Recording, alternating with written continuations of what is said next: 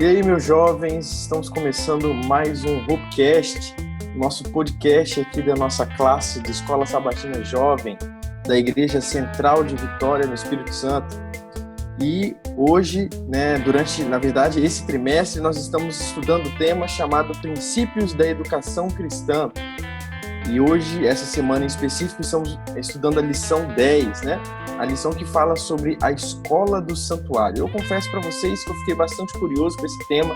É um tema recorrente aí da nossa igreja adventista.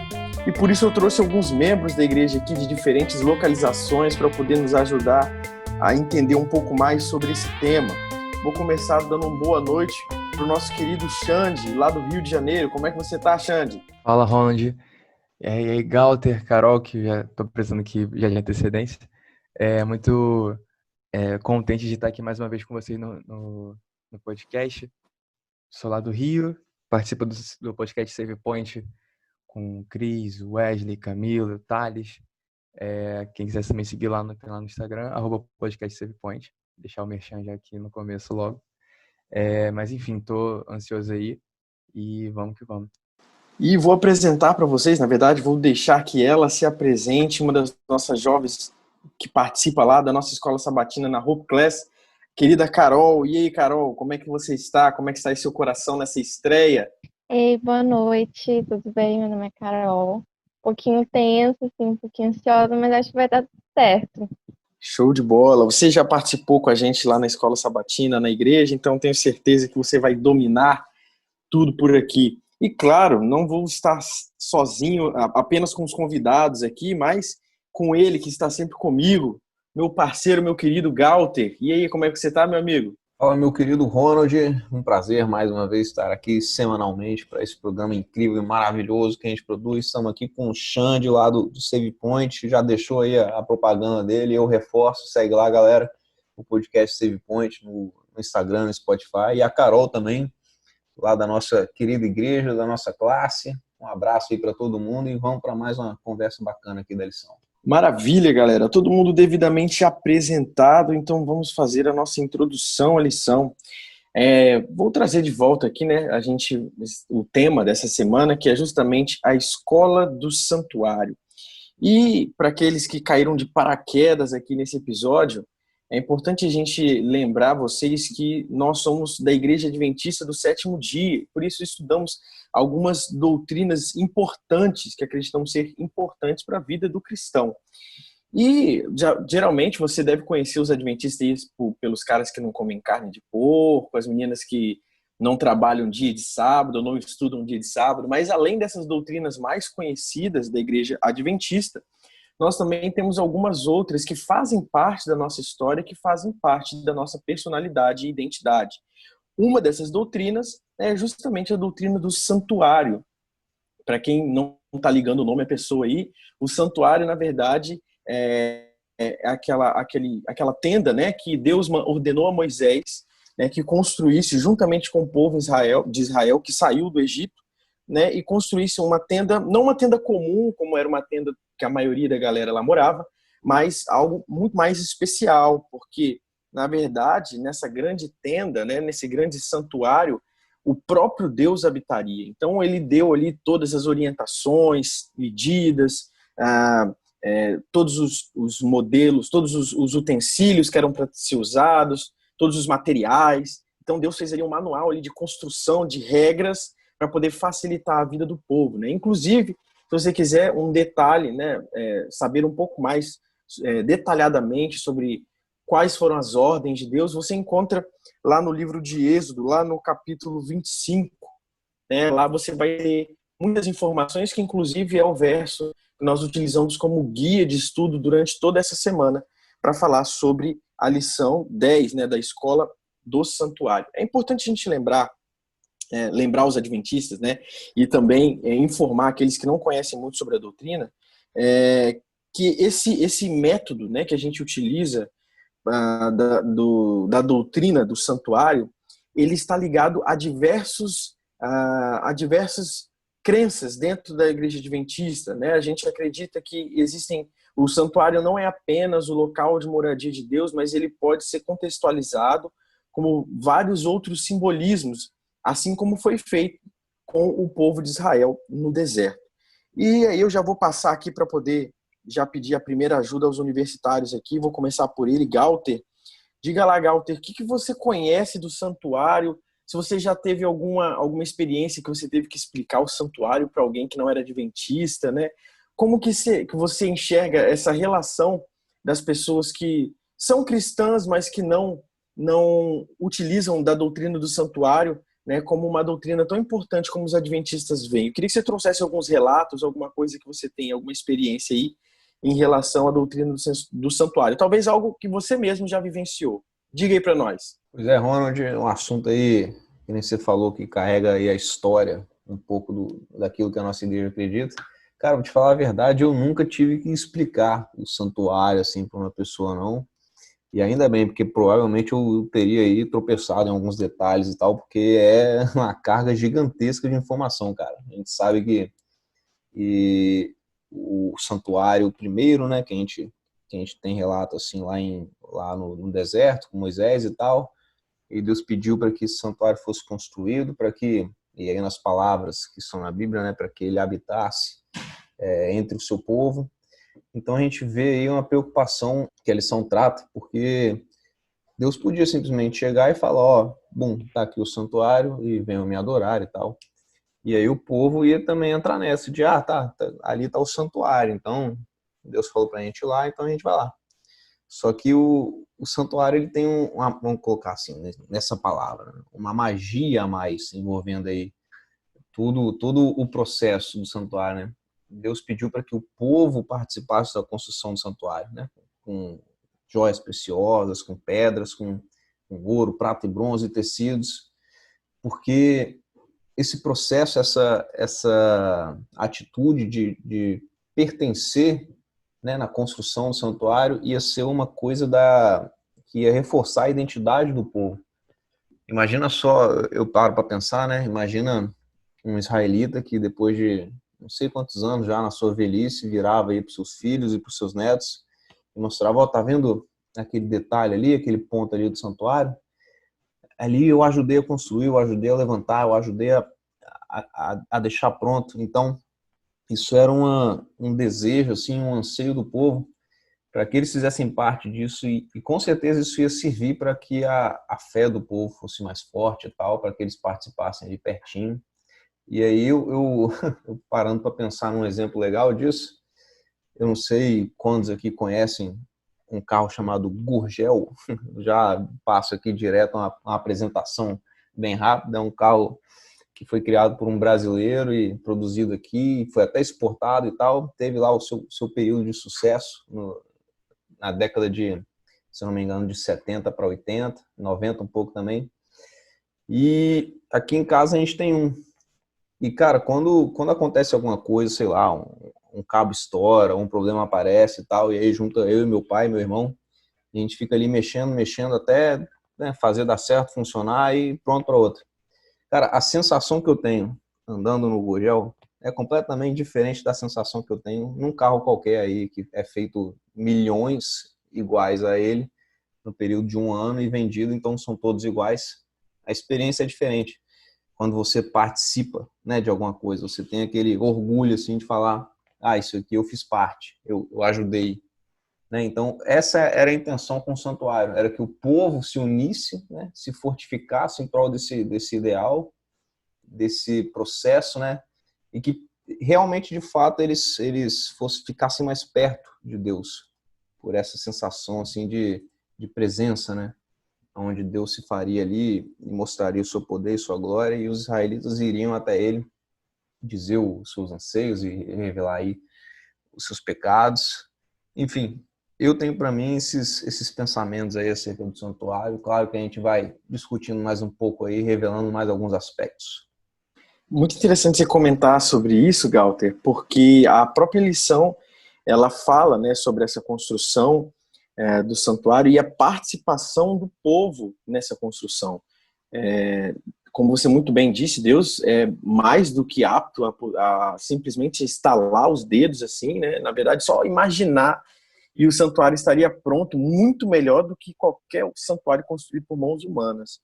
Mas a graça da coisa estava justamente na participação dos seres humanos na construção do santuário, né? Dando o seu melhor, dando as suas ofertas para a construção do santuário, algo que era muito importante para a vida deles. E até a lição traz para a gente aqui uma equação, eu não sou muito das matemáticas, né, mas traz uma equação muito interessante, né, que resume um pouco sobre a participação humana na construção do santuário. E a lição diz que o esforço humano somado ao poder divino traz bênçãos para os adoradores. Eu achei isso muito interessante, porque muitas vezes nós, nesse mundo de coisas rápidas, né, do fast food, dos aplicativos de comida, entrega rápida e tudo muito rápido, a gente acaba colocando coisas na frente, tarefas na frente daquilo que é muito mais importante, que é o estudo da Bíblia e o relacionamento com Deus. E aqui, o povo no deserto fez questão de fazer parte do processo de construção do santuário, né, que provavelmente, com a limitação de matéria-prima, de ferramentas, etc., foi um processo que demorou um determinado tempo significativo. Né? E é interessante como eles tiveram a oportunidade de ver desde a planta, né, da imagem, da imaginação ali, né, daquilo que foi falado para Moisés, mostrado para Moisés, até a finalização, né, do templo. Eu acho que isso realmente é algo muito interessante que traz um pouco dessa realidade, né, de relacionamento entre o povo de Israel e também o santuário. Só que, assim, muitas vezes a gente tem um pouco de dificuldade de entender como que o santuário ele habita, né? Como o santuário ele faz parte da doutrina, quais são os simbolismos neles aplicados. E eu sei que o Alexandre já quer comentar alguma coisa aqui, e já vou pedir para ele talvez trazer um pouco dessa dos simbolismos que podem ser aplicados na história do santuário, da construção do santuário, nas nossas vidas hoje, porque parecem coisas tão distantes, né? Então, como que a gente poderia utilizar essa doutrina do santuário para as nossas vidas espirituais hoje? Eu tava aqui pensando, ouvindo vocês falando, eu acho legal que, assim, o Ronald comentou, né? Esse verso que a gente está se baseando durante a semana é de Êxodo 25, de 1 a 9, em especial o verso 8, que a gente lê, pelo menos aqui na minha versão Almeida contemporânea, onde Deus chega para Moisés e fala: "E me farão um santuário para que eu habite no meio deles, no meio do povo." E no capítulo anterior, no 24, a gente tem Deus concretizando a aliança dele com o povo de Israel ali. Então, Moisés faz todo aquele ritual de aspergir sangue e tudo mais, porque eles tinham que levar, eles fizeram um altar, e aí eles se consagraram a Deus ali, e Deus, ele sela uma aliança com eles no capítulo 24. E aí no verso 9 do 24, a gente vai lendo até o 11 o seguinte: "Subiram Moisés, Arão, Nadab e Abiú, que eram da descendência de Arão, né, acho que eram os filhos de Arão, e 70 dos anciãos de Israel, e viram o Deus de Israel. Debaixo dos seus pés, dos pés de Deus, havia como que uma calçada de pedra de safira que se parecia com o céu na sua claridade. Deus, contudo, não estendeu sua mão contra os escolhidos dos filhos de Israel. Eles viram a Deus e comeram e beberam." E aí, logo depois que acontece essa celebração da aliança, onde Deus está ali, ele se revela para os seus filhos, e os filhos comem e bebem ali como o reino de Deus, né, que está ali no torno de uma mesa. E aí no capítulo seguinte ele chega para Moisés e fala assim: "Eu vou habitar no meio deles. Eu vou habitar não só no meio deles fisicamente falando, através uma construção como era o santuário, mas principalmente dentro do povo." Eu estava ouvindo o Galter respondendo a pergunta de que ele não teve que explicar para ninguém que não é da nossa denominação o que o santuário significa para a gente, mas a gente já teve que explicar muitas vezes, pelo menos eu já tive que explicar para adventistas o que o santuário de fato significa. Porque muitas vezes a gente tem uma ideia errada de que o santuário tem a ver com lugar.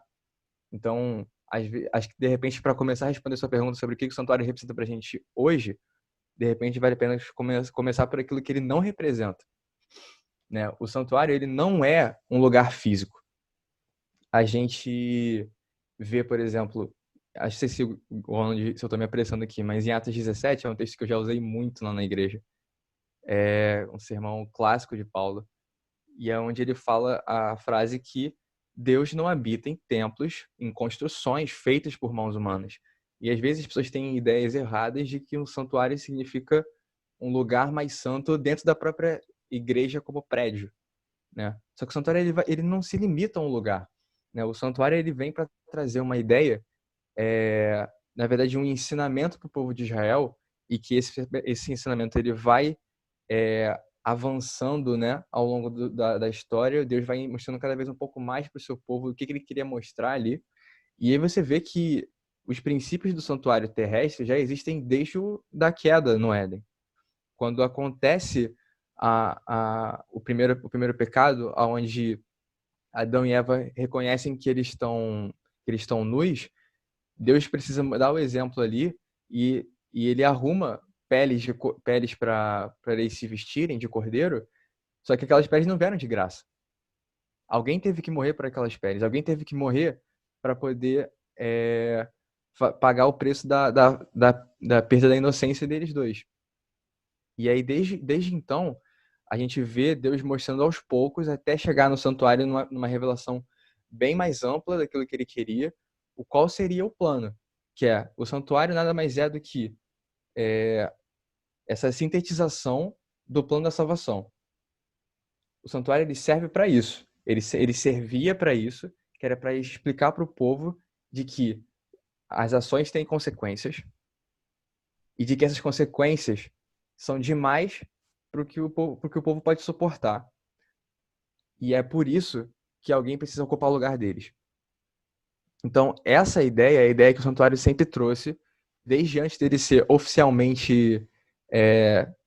antes de oficialmente ele ter uma versão terrestre dele, física aqui, ele sempre teve essa iniciativa de mostrar para o homem de que ele não conseguiria resolver os próprios problemas sozinhos, que ele teria que depender de alguém externo a ele que pudesse fazer isso por ele. Achei muito interessante isso que você comentou, Xande, porque muitas vezes a nossa leitura ela acaba se limitando às informações que contém na Bíblia. E aí para a gente passa batido isso. Principalmente quando a gente começa a fazer uma relação do santuário, do lugar físico, com o que vai lá na frente tomar o lugar dele, que é o templo, né? O templo de Salomão especificamente, né? E o curioso disso tudo é que, para o meu trabalho de monografia, que eu falava justamente sobre o segundo templo dos judeus, né, aquele construído por Herodes, eu tive que ir voltando e tive que chegar até lá no santuário, né? Porque ele vai ser a base da construção do templo. A estrutura física, né, as divisões do santuário, os simbolismos dos objetos contidos nele, tudo isso vai lá na frente dar origem também à estrutura física do templo, tanto de Salomão, né, antes da invasão dos babilônicos, quanto depois o templo de Zorobabel, que vai ser uma versão mais simples, né, na volta dos judeus para o território de Israel, e mais para frente o templo que vai ser reformado por Herodes, vai ser construído lá próximo ao primeiro século. E aí é interessante, porque nessa minha monografia eu tive que estudar justamente a parte da doutrina para entender o porquê das questões físicas do edifício e as divisões físicas do edifício. E é muito interessante também porque a gente tem na Bíblia Jesus, né, que é a principal figura cristã, visitando o templo, que seria, né, como se fosse aí o bisneto aí do santuário, né? Depois de muitas gerações, muitas modificações que eu comentei aqui. E é muito interessante a forma como Jesus ele trata o templo, né? E aí naquele momento ele ainda fala assim, ó, vocês estão vendo isso aqui? É maravilhoso, né? Gigantesco. E de fato era, se a gente pegar as medidas e tudo mais. E ele falou o seguinte, olha, disso tudo que vocês estão vendo aqui, não vai sobrar pedra sobre pedra. Isso tudo aqui um dia vai acabar, né? E aí mas depois ele se coloca, ele como Jesus Cristo, como o eterno, como algo que vai durar para sempre. E eu acho que isso é muito interessante, porque vai de encontro justamente com o que você comentou, Xande, e também com uma das principais partes importantes da doutrina adventista que tem essa relação com Jesus Cristo. E aí eu vou aproveitar e já perguntar para a Carol aqui se ela consegue fazer uma relação, né, do que seria o santuário e do que seria a ação de sacrifício de Jesus. Se existe uma relação, se essa relação existe, como que a gente pode fazer essa relação? Fala um pouquinho para a gente aí, Carol. Eu também queria fazer um comentáriozinho a respeito do local físico.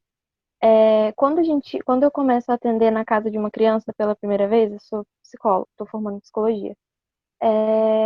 A gente tem que entrar no ambiente da criança e depois a gente tem que instituir um ambiente que ela saiba que vai ser o local de terapia. E aí ela sabe que quando ela está dentro daquela salinha, o comportamento dela tem que ser diferente. E aí naquela salinha a gente ensina comportamentos que depois que já forem bem firmados na criança, a gente vai externar para fora. Eu acho que é a mesma didática que Deus traz, é algo físico concreto, aonde a gente está indo sempre para modificar o nosso comportamento e trazer isso para fora. Não quer dizer que quando eu não estou dentro dessa sala, eu não estou aplicando a terapia para aquela criança, eu continuo aplicando a terapia. Só que quando ela está dentro da sala, o comportamento dela se modifica a ponto dela aprender uma coisa muito mais rápida, de ter menos interferências, a atenção dela está mais voltada para aquilo.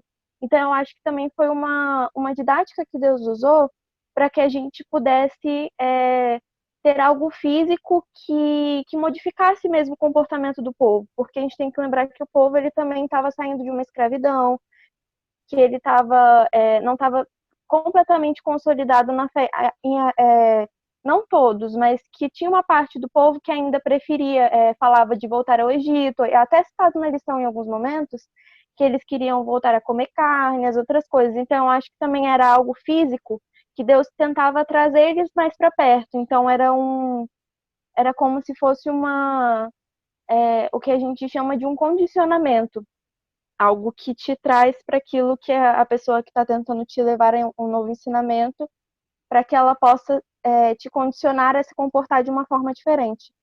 E a respeito do santuário e da questão do sacrifício, eu acho que é a mesma coisa no sentido do símbolo, né? Aquele sacrifício feito no santuário é para nos aproximar do sacrifício que vai ser feito por Jesus mais na frente, né? É para lembrar o povo que todo pecado que ele estiver cometendo, que todas as faltas elas vão ser perdoadas, mas que isso tem um preço e que lá na frente Jesus vai pagar esse preço.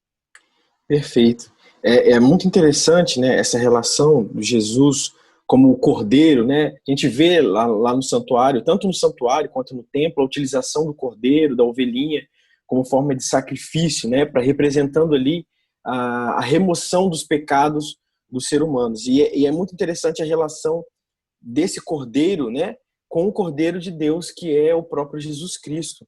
Isso fica muito claro lá no livro de João, né, no capítulo 1, no verso 29, em que a gente percebe que, na verdade, Jesus, ele vejam, né, é o Cordeiro de Deus que tira o pecado do mundo.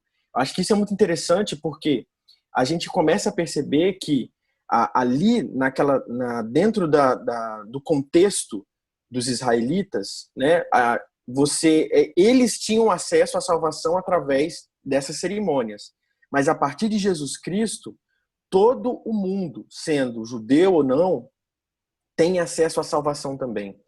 Eu fico diversas vezes imaginando como seria um diálogo, né, de nós após a cruz com as pessoas que viveram antes de Jesus e, de fato, vão ser salvas e estarão no céu. E aí eu queria muito entender assim, detalhes de como era trabalhoso esse processo, né? De como era difícil esse processo. Eu fico imaginando a cena e já me arrepio, porque é algo muito grotesco, algo muito ruim, traz uma sensação muito ruim. Você pegar um ser vivo, inocente, que não tem nada a ver com seus pecados, né? E acabar ali assassinando, né? Sacrificando esse ser para poder remover os seus pecados. Então eu fico imaginando essa cena e realmente me vem um incômodo muito grande. Agora imagine o próprio Deus se fazendo homem, né, e tirando o pecado de nós que deveríamos ter sido mortos, né, por conta desse pecado, mas o próprio Jesus, ele nos dá a oportunidade, né, da salvação eterna. Então, realmente é algo muito, muito confuso para nossas mentes, mas que a própria doutrina do santuário faz com que a gente consiga perceber melhor, né, o porquê desse sacrifício de Jesus e o porquê é tão importante nós entendermos que por nossas próprias obras nós não vamos alcançar a salvação, e sim através do próprio sacrifício de Jesus. Diga lá, Carol. E isso que você falou, eu lembro que eu não tinha noção do sacrifício até eu ter uns 14 anos, e aí eu assisti aquele filme que retrata. Eu esqueci, eu tava com o nome agora, que na ponta da língua esqueci.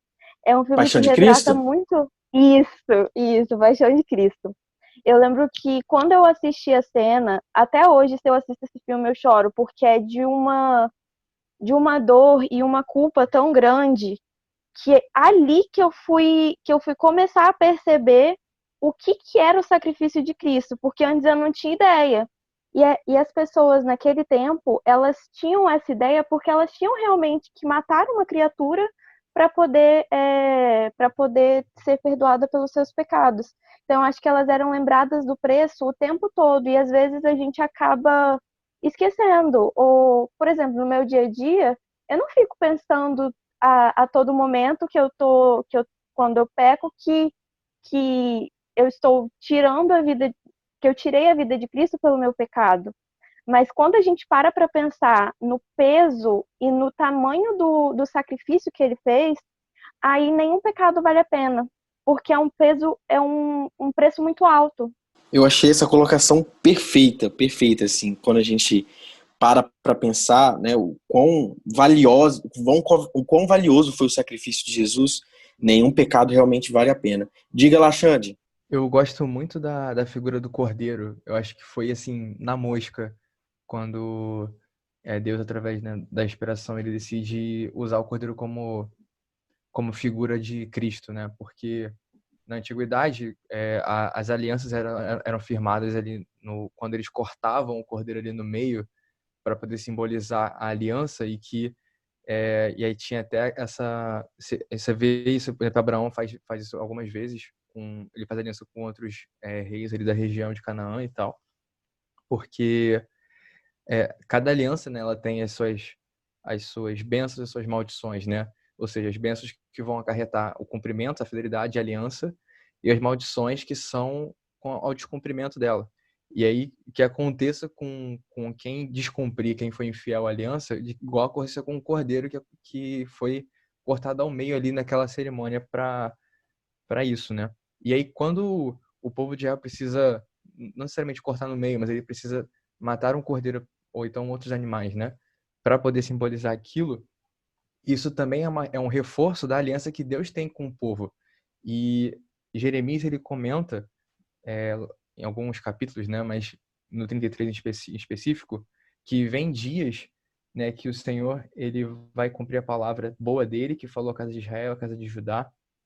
E aí ele fala, né, sobre o renovo de Davi, sobre o renovo de justiça que virá. E ele fala mais à frente também de que, no versículo 20, se puderem invalidar a minha aliança com o dia e com a noite, de tal modo que não haja dia e noite ao seu tempo, também se poderá invalidar a minha aliança com Davi, meu servo, para que não tenha filho que reine no seu trono, como também com os levitas sacerdotes e os meus ministros. Então, assim, não só, o que eu quis trazer aqui? A aliança que Deus traz pós povo de Israel ali, já na iminência do exílio babilônico, ele promete uma aliança que seria ainda mais forte, que na verdade é a retomada da primeira aliança original que Deus faz com o homem, e ele fala que nada pode invalidar essa aliança, porque essa aliança está firmada, por exemplo, nos princípios físicos do nosso planeta. Então, assim, a não ser que, sei lá, o planeta ele comece a ser totalmente disfuncional e as leis da física quebrem. Assim como essas leis da física são fixas, né? E que são governadas por Deus, a aliança que ele faz com a gente para nos salvar, ela vai manter a mesma coerência. Então, toda vez que o povo de Israel vinha lá e tinha que sacrificar aquele cordeiro, era um lembrete de que Deus sempre vai ser fiel à parte dele da aliança. E, pensando mais à frente, que até mesmo com a infidelidade do povo, Deus continuaria sendo fiel. Porque é, as maldições da aliança quebrada, não iriam mais cair sobre o povo, mas iriam cair sobre uma pessoa que era Cristo. Então, Cristo ele assume para ele todas as consequências da infidelidade do povo, e que agora não é mais só a infidelidade do povo, mas é a nossa também. Então, o santuário ele traz muita coisa para a gente nos dias de hoje, tanto se a gente pensar no santuário terrestre, que a gente tem toda a descrição lá no Pentateuco, especialmente em Êxodo, mas quando a gente pensa também de que esse santuário, como a gente viu lá em Êxodo 25, ele foi feito em referência a um modelo que já existia antes, que é o santuário celestial, que é inclusive onde a gente acredita que Jesus está lá agora, intercedendo por nós. Então, antigamente, o sacrifício que era diário, que acontecia todos os dias pela manhã e pela tarde, eles serviam de lembrete para o povo de que Deus seria fiel à sua aliança e que traria restauração para o povo de Israel, para que eles uma vez mais pudessem voltar a viver com ele no jardim. Então, o santuário ele é algo que ele transcende o Antigo Testamento. Ele transcende o Novo Testamento, ele chega na gente. Maravilha.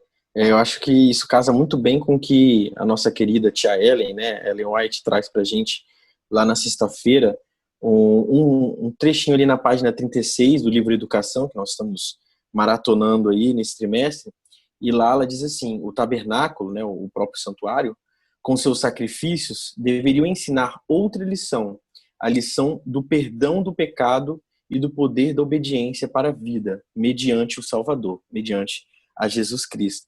Então é muito interessante e é muito importante que a gente entenda que o plano da redenção ele vai se concluir quando o tabernáculo de Deus estiver entre os homens, né? Habitando entre os homens. O papo está muito bom, gente, está muito bacana, mas infelizmente nós precisamos encerrar o nosso podcast, nosso episódio de hoje. Então, mas antes disso, vou dar a oportunidade das considerações finais, das falas finais aí de cada um, começando por ele, Galter. Diga lá, meu querido, suas considerações finais. Pois é, meus queridos, a gente conversou aqui sobre o santuário e a simbologia dele para a gente, né, como uma crença e uma ideia.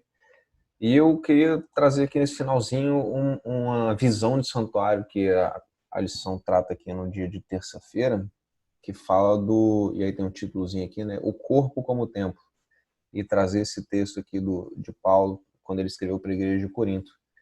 Acaso não sabem que o corpo de vocês é santuário do Espírito Santo que habita em vocês, que lhes foi dado por Deus e que vocês não são de si mesmos? Ele está lá em 1 Coríntios 6,19. E isso para mim é muito importante porque faz a gente pensar que não só o nosso corpo, mas a nossa vida, ela não pertence a gente, assim, ela não é totalmente nossa. A gente pode viver, claro, como se eu decidisse o que eu quero fazer e o meu futuro vai depender só de mim, eu faço aquilo que eu quiser comigo mesmo, mas é uma ideia que vai contrária aí a isso que a gente acredita. É uma ideia que eu acredito que causa mais uma destruição do que um certo crescimento que a pessoa pode achar que está tendo por lidar com a vida dessa forma. Então, o meu finalmente é isso aí. O templo ele é de extrema importância para Deus e o seu significado também é. Então, que a gente possa atender aí a essa ideia e também lembrar que o nosso corpo, a nossa vida, é como se fosse um templo para o Espírito Santo e para Deus e que a gente tem que cuidar de nós mesmos e também dos outros. Maravilha, muito bom.